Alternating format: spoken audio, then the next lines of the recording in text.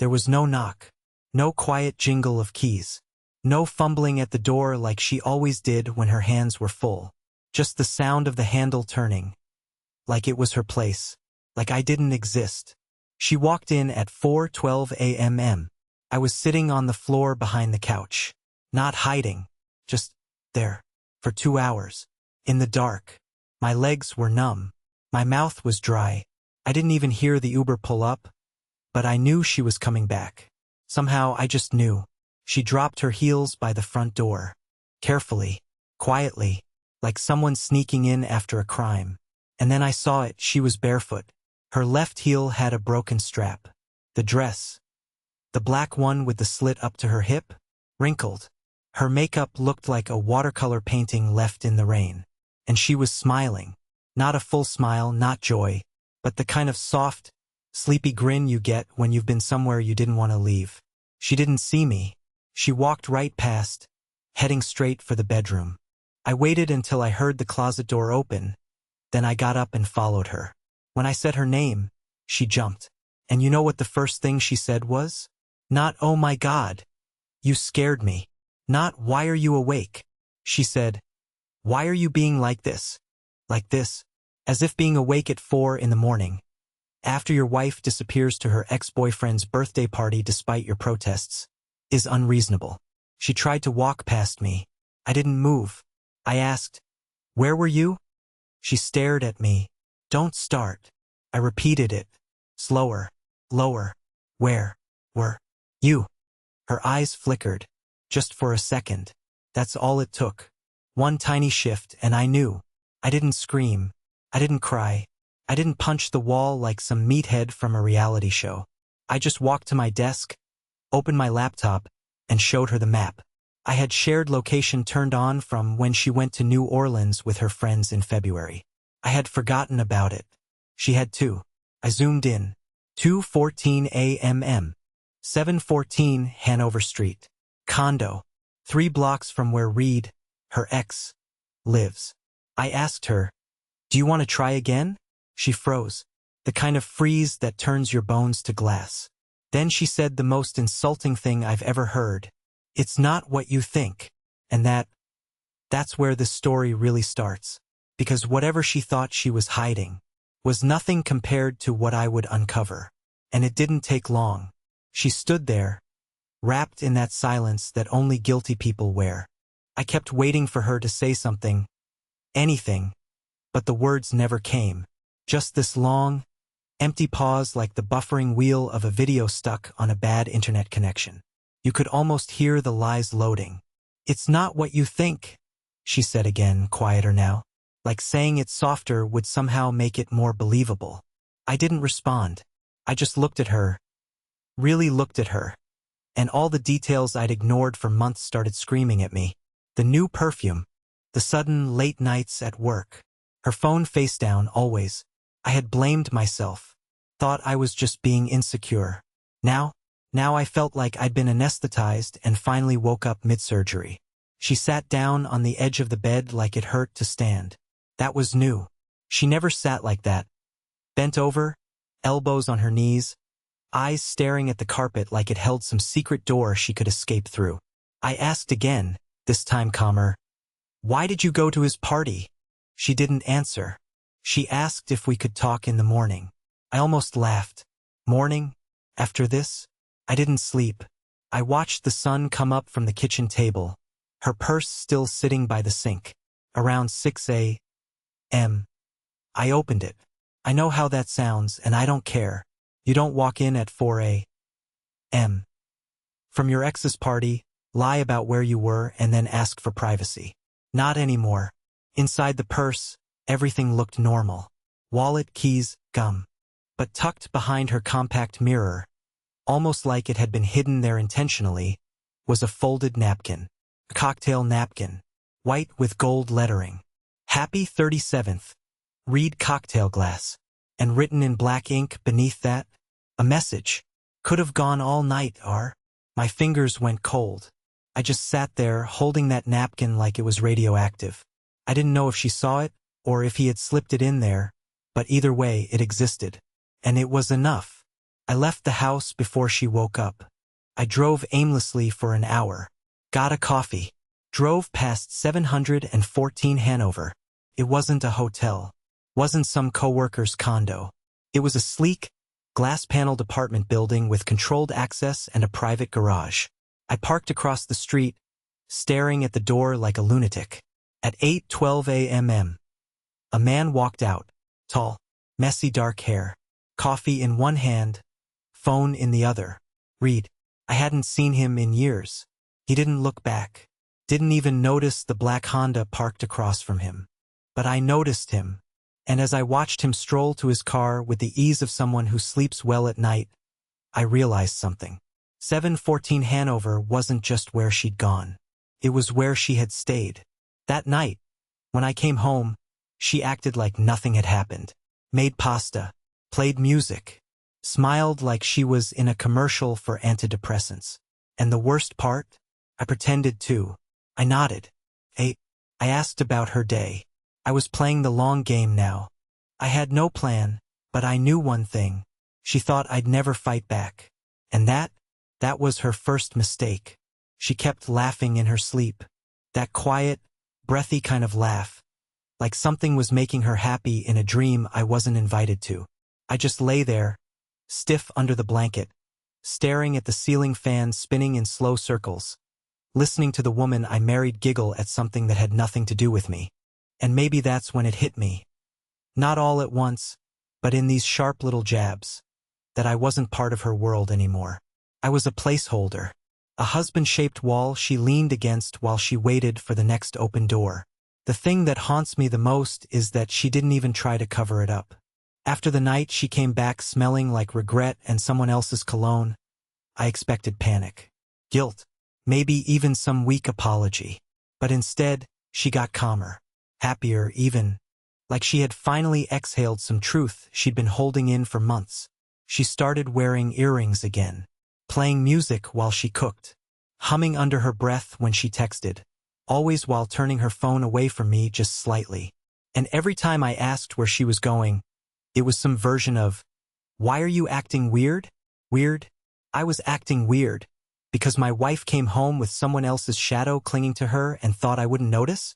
On Tuesday night, she said she was going to meet her old coworker Tessa for dinner. I smiled, nodded, and handed her her coat. But the moment that front door clicked shut, I went straight to my laptop. She hadn't disabled location sharing yet, though I knew it was only a matter of time.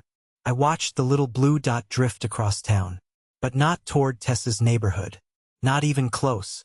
She was headed straight for the same block as 714 Hanover. Again, I didn't wait this time. I needed to know what she saw in him. What was it about Reed that made her lie, risk everything, and come home with someone else's name stitched into her smile? I wasn't going to confront her. I wasn't even sure what I was going to do. All I knew was that I had to see him, watch him, understand what I wasn't. I parked a block away again, this time closer to the side alley. I waited in the dark like a coward, but also like a man possessed. I watched the building in trance from the shadows, hands shaking, teeth clenched, a knot in my stomach that felt radioactive. I don't know how long I waited. 40 minutes? An hour? Then I saw them. She stepped out first, hair tied up, that olive green coat she never wore for me. Laughing? Again, but softly now. Head tilted toward him like she was trying to hide inside his voice. And then Reed followed, hands in his pockets, relaxed, confident. Too confident. He looked at her like he already knew he'd won. They stood by his car for a second, talking, her hand resting on his arm like it had done that 100 times before. And then she kissed him. It wasn't long. It wasn't dramatic. It was soft, familiar, intimate in a way that made my lungs feel like they stopped working. I ducked behind the wall so fast I scraped my hand on the brick. I felt the sting and didn't care. I stayed there, crouched like a broken animal, heart pounding, ears ringing, until I heard the car pull away. She didn't come home until almost midnight. Said they ended up getting dessert. I stared at her, at the lips she used to kiss me with, and said I was glad she had fun. I don't think she even noticed the sarcasm in my voice. Or maybe she did, and she just didn't care anymore. But I cared. Oh, I cared too much. And now? Now it wasn't just about betrayal. It was about understanding how long she'd been gone from me without ever leaving the house. And the next step I took was the one that changed everything. I spent the next day pretending to be a husband. I kissed her goodbye like I meant it. I told her I hoped her meeting went well. I even sent her a dumb meme during lunch, something about lazy cats that she would have laughed at a year ago. She replied with a thumbs-up emoji. Not even the animated kind, just the static little blue insult. And that was the moment I decided pretending wasn't enough anymore. I didn't want passive-aggressive texts. I didn't want GPS breadcrumbs. I didn't want napkins or smudged lipstick or half-baked excuses. I wanted something that would make her eyes go wide. I wanted to look her in the face, drop it in front of her, and say, "Explain this." So I did something I'm not proud of. I took the spare key from the drawer, the one she didn't know I'd copied months ago, when she told me she needed a second one for emergencies. I drove to 714 Hanover during work hours, dressed like I was supposed to be there. Button-down shirt, clipboard I borrowed from the office supply closet, Bluetooth earpiece I wasn't even using. I buzzed 3 units and got lucky with the second one. Someone let me in without even asking who I was. The hallway smelled like new paint and microwave popcorn. I found Reed's unit easily, #2C. Same number I'd memorized from her rideshare history. I stood in front of his door for what felt like a full minute. My hand hovered over the key like it might burn me. I wasn't thinking clearly.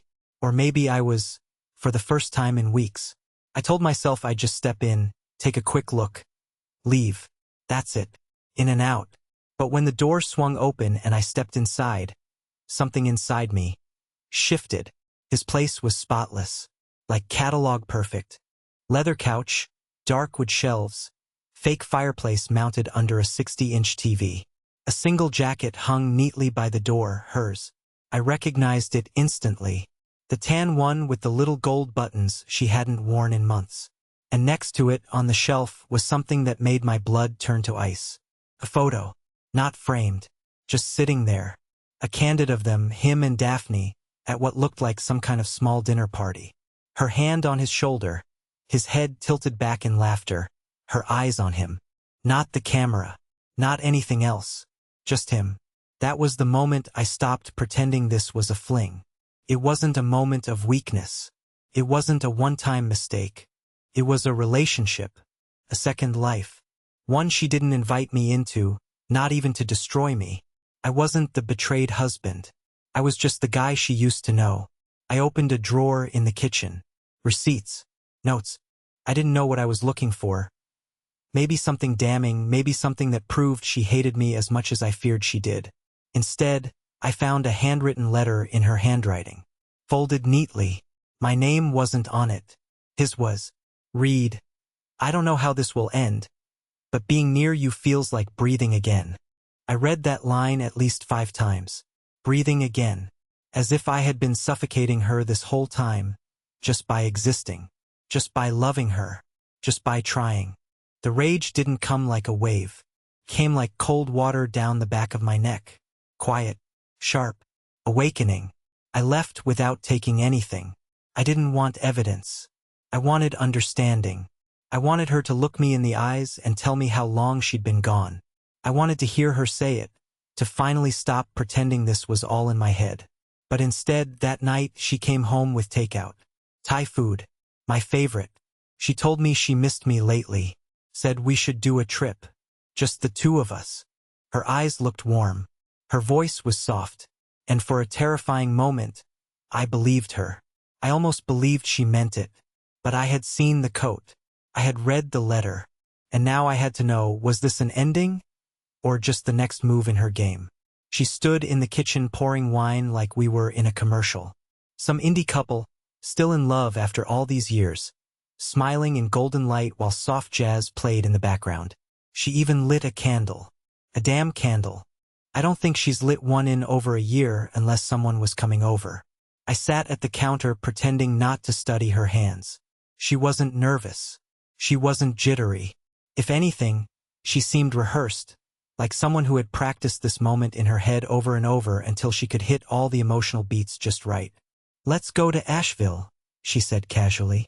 "Just you and me, like old times." Asheville. Our anniversary spot. The place we swore we'd go every October.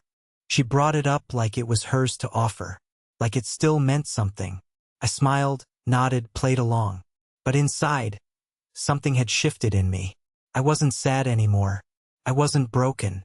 I was cold, precise, detached in a way that made me realize how far gone I already was. That night, while she showered, I quietly took her phone. She always left it on the bathroom counter, screen face down, trusting that the passcode didn't matter anymore. But I didn't need it. I'd already mirrored her iCloud to my desktop weeks ago. Every new text, every calendar update, every file saved. It all pinged silently into a folder labeled taxes on my computer. She never noticed, and that's when I saw it. A scheduled event, hidden under a shared calendar with no name. Thursday night, 7:30 p.m. Yoga with L. That was it. No address, just the vague, fake clean title. Except I knew exactly what it meant. L was Reed. I had confirmed that weeks ago through a flurry of dinner reservations, Uber pickups, and one weirdly personal Venmo transaction for $36 labeled Pillow Talk Wineglass. Yoga my ass. So I made a plan. I told her I was going out that night with Greg, my coworker. Poker night, I said. She smiled and said, "That's great. You need more fun." More fun. Like my life was a gray little sponge and she was graciously letting me squeeze out some joy before she disappeared again. She kissed me on the cheek, told me not to drink too much, and just like that, she left at 7:10 p.m. I followed. Not like in the movies. I didn't tail her in a car or wear sunglasses. I took a Lime scooter 3 blocks behind her rideshare, tracking her location the entire way. I saw her get dropped off a few blocks away from Reed's building again. But she didn't walk straight in. She ducked into a side entrance I hadn't noticed before. A door with no number, no intercom. Like it wasn't for visitors. Like it was her door. I waited outside, pacing near the corner. 30 minutes. 45. I felt like an idiot. Then someone came out. Not her, but him. Reed, dressed in gym clothes, a mat slung over his back. He looked relaxed, sweaty, satisfied. I had never wanted to hit another man so badly in my life. But I didn't move.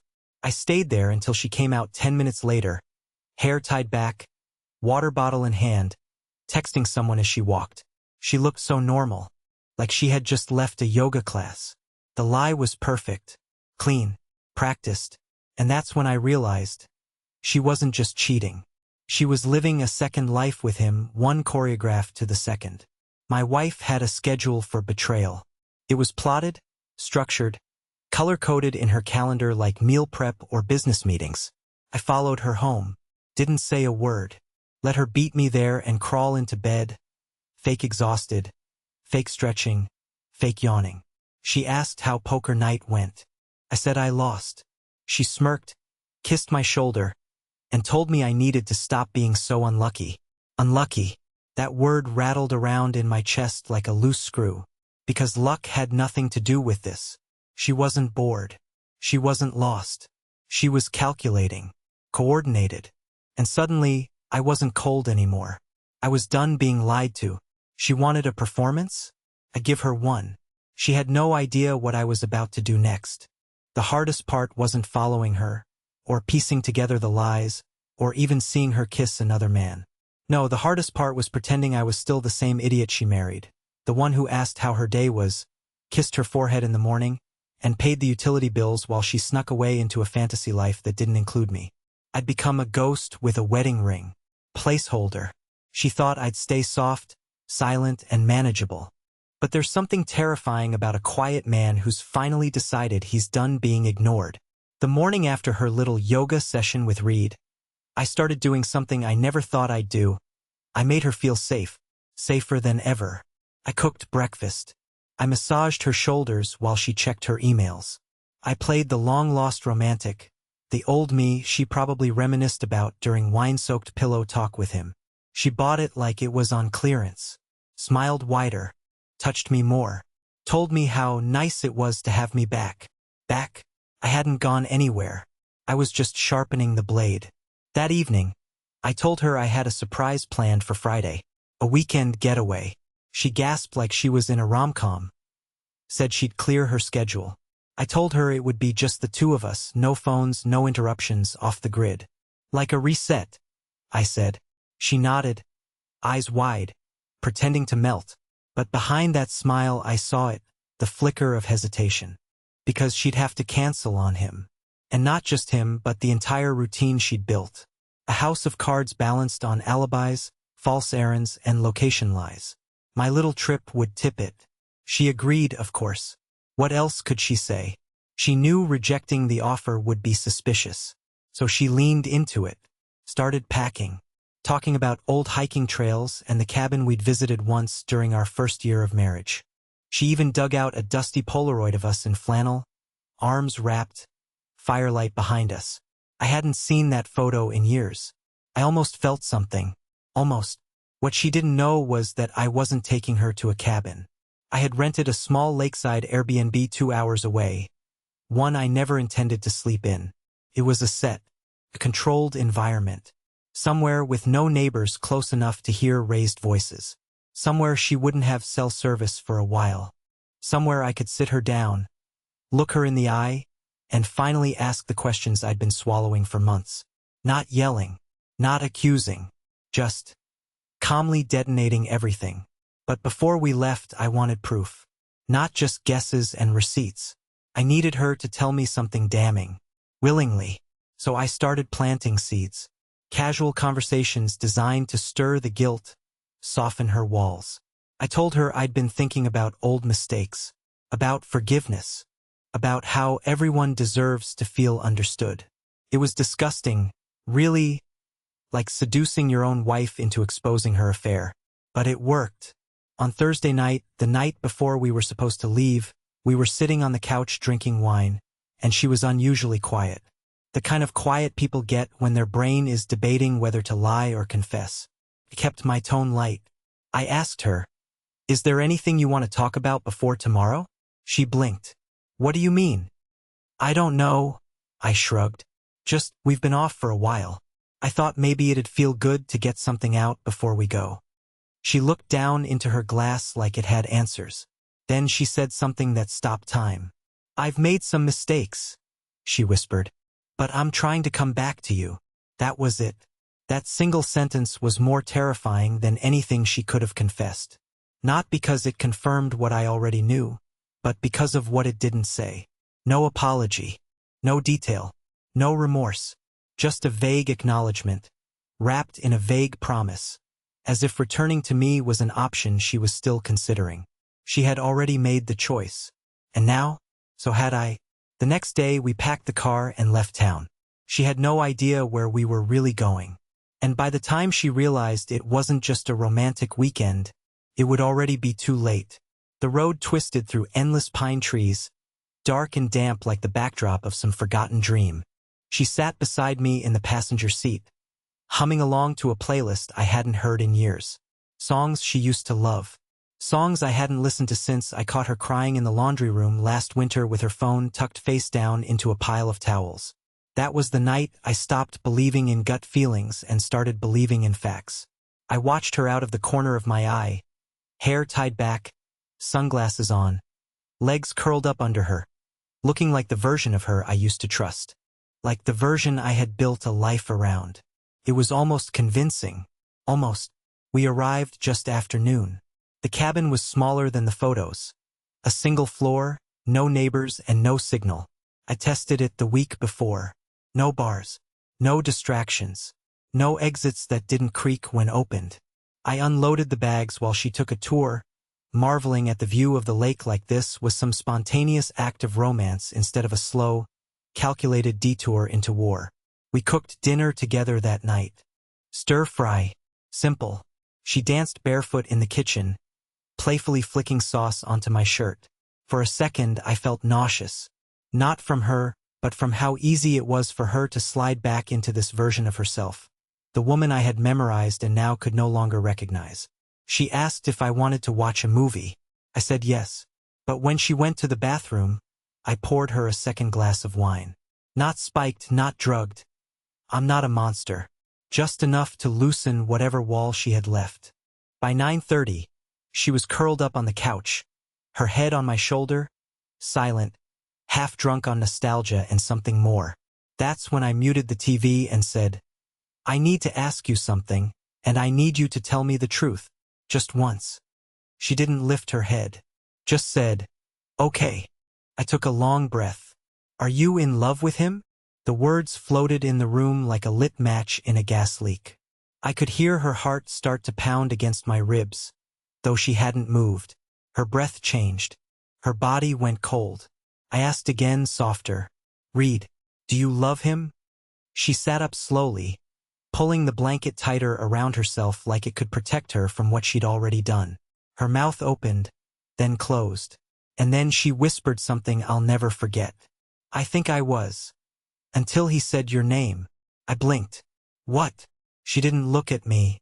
She was staring at the wall like she was watching a memory. That night, the first night it happened, he asked how we were doing. I laughed. Told him we'd grown apart. I was lying, of course. You were still trying. You always were. But then, he said he missed you. I froze. He what? She finally looked at me. He asked if you still did that thing with your coffee. The cinnamon thing. And I realized he didn't want me. Not really. He just wanted to feel like he won.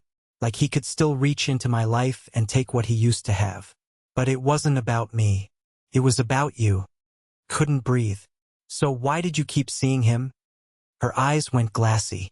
Because I couldn't go back to being your wife without destroying what little was left of me. I didn't know how to come home to you and not feel like a fraud. And now? I asked, my voice shaking more than I wanted it to. I don't know, she said. I don't know what we are anymore. I stood up and walked outside. The air hit me like a slap. I didn't slam the door. I didn't scream. I just stood on the porch and stared into the lake as if it could explain what had just happened. She didn't deny the affair. Didn't offer closure. Instead, she'd said the one thing I never expected to hear. That it was never really about her at all. Inside, I could hear the wine glass clink as she stood to clean up. Like we were just having a normal night. Like none of this had happened. But something had cracked open, not just in her story, but in mine.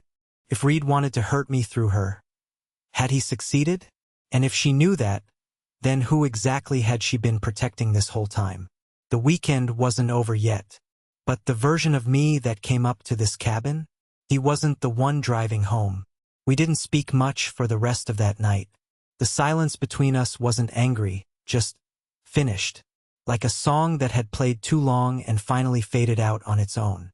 She sat on the edge of the bed with her hands clasped, looking at the floor. I lay next to her, staring at the ceiling, finally understanding that the worst part wasn't the betrayal. It was how quietly it had all unraveled. No explosions, no screaming, just erosion, slow and invisible until one day, the foundation was gone and we both pretended we didn't notice. The next morning, I woke up before her, made coffee, cinnamon and all. She still liked it that way even though she'd stopped drinking it months ago. I poured 2 cups anyway and placed hers on the porch railing, even though I knew it would get cold before she touched it. She joined me eventually, wrapped in a hoodie in silence, hair still damp from the shower. I didn't want to be this person, she said after a long while. I know, I replied, and I did. I truly did. That's the thing no one tells you about betrayal. Sometimes it's not done by villains. Sometimes it's done by people who loved you once and just got lost. Doesn't make it right. Doesn't make it okay. But it makes it survivable. We didn't argue that day. We didn't dig deeper. There was nothing left to mine. Instead, we packed up the car together, folded the blankets, wiped down the counters. It felt like we were closing a chapter we both knew wasn't worth rereading. On the drive home, I didn't ask her what came next, and she didn't offer. Somewhere around the city limits, she turned to me and said, "Do you want me to move out?" I thought about it for a long time. Thought about all the nights I had sat awake, wondering what she was doing. All the maps, the receipts, the lies I'd swallowed with a smile. I thought about Reed, about that picture in his apartment, about her saying she wanted to come back to me, but didn't know how. I thought about the good parts, too, the years when we were on the same team, when laughter came easy, when trust wasn't a question but a given. "No," I said quietly. "Not yet." She looked out the window and nodded. Didn't cry, just nodded. For the next few weeks, things were strange. Not tense, not hostile. Just slow, like two people learning how to walk again. She cut things off with Reed. I never even had to ask. I watched her do it. She deleted his number, his photos, his emails. But more than that, she started looking at me like I was a person again. Not a convenience. Not a memory. Person. I started therapy. Alone at first. Then, eventually, we went together. It wasn't easy. There were days I wanted to quit. Nights I sat in the driveway for an hour, dreading going inside. But we stuck with it. Not because we were magically healed, but because we were both tired of pretending we weren't still human underneath all the wreckage. 6 months later, we went back to Asheville. No grand romantic gesture. No reproposal or vow renewal. Just two people sitting across from each other at a small cafe, drinking coffee and watching the leaves fall. She reached across the table, took my hand and said, "I still don't know where this ends, but I want to keep walking with you." I smiled. Not because it fixed everything, but because, for the first time in a long time, it felt like enough. Sometimes love isn't loud. Sometimes it's just choosing each other again and again, even after all the reasons not to. And sometimes, that's the bravest thing you can do.